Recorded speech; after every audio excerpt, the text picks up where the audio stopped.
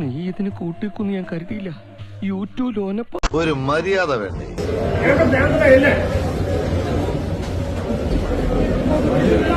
സഹിക്കാൻ പറ്റുന്നില്ല കേട്ടോ.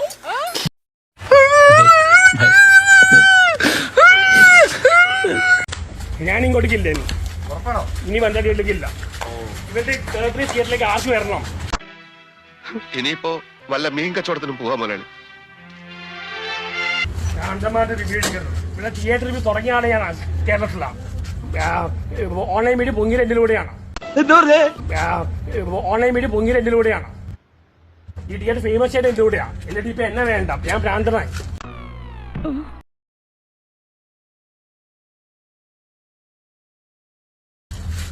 നല്ല പ്രാന്തന്മാരുടെ റിവ്യൂ എടുക്കേണ്ടതാണ്. ഞാൻ വരില്ല, ഇനി ഇങ്ങോട്ടില്ല. പാവം.